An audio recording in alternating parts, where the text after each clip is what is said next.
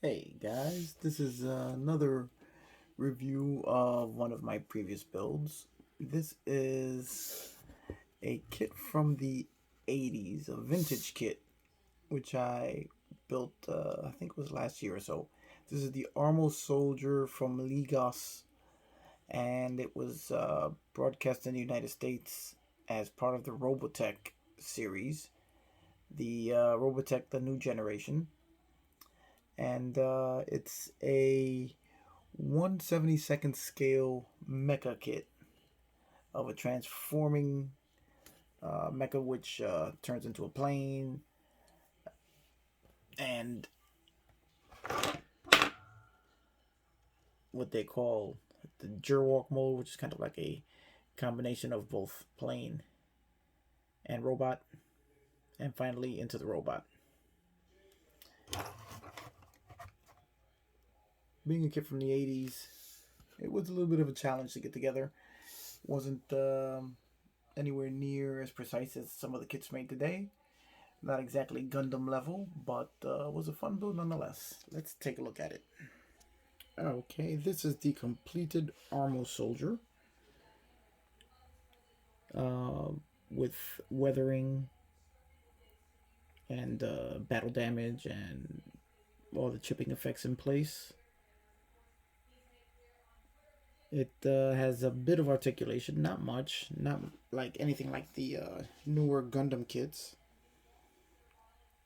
It stands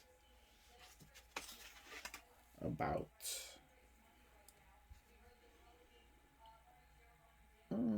little, almost 4 inches tall.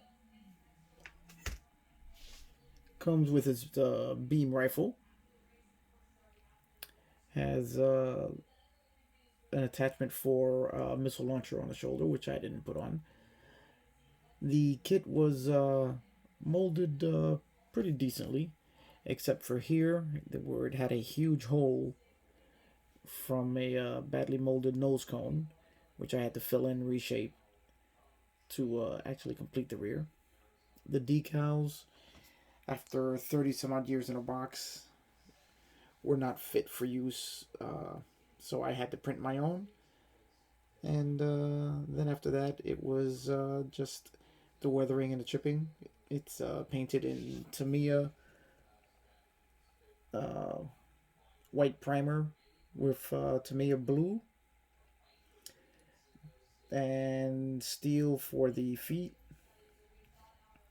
The gun is in Tamiya black, and all the chipping effects were done using panel line paint, a little bit of Tamiya silver,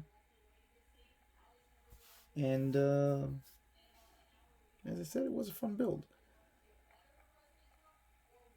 A bit challenging. As I said, the older kits are nowhere near as precise as the newer ones, and this is not anywhere near as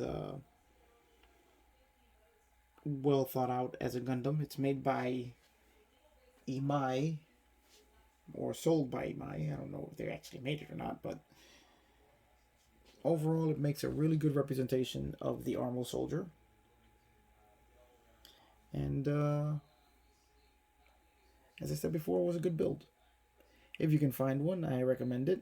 It's not easy, and you have to be very careful as the plastic may be brittle at this point due to the age of the kit.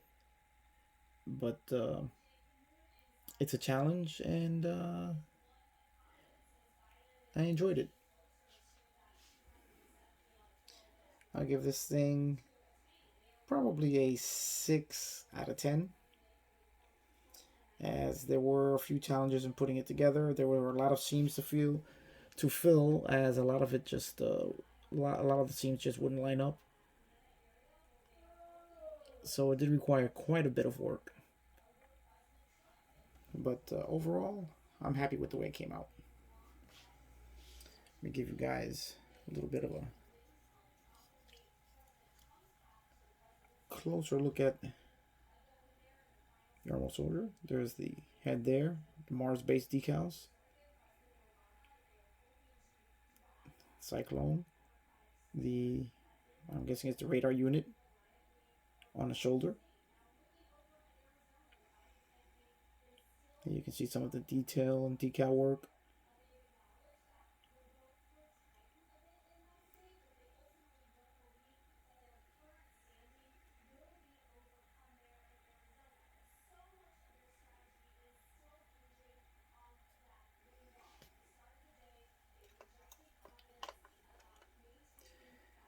Kind of difficult to find these now, but if you do, as I said, if you like a challenge, then I recommend you pick one up.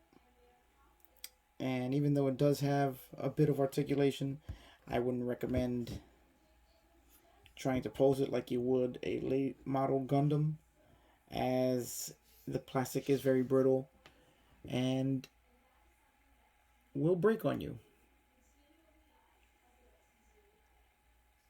But it has arm articulation, the legs, very slight articulation in the knees. Let me give you a little.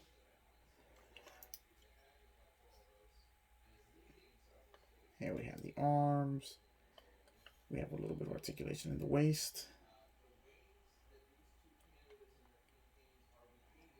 A little bit of movement in the head. And that's it. It's very limited, but it is there. The technology back then wasn't really adept at making these mechs the way they do now, where they have a full range of motion. Well, I hope you guys enjoyed a look at this vintage kit. It is, as I said, well over 30 years old.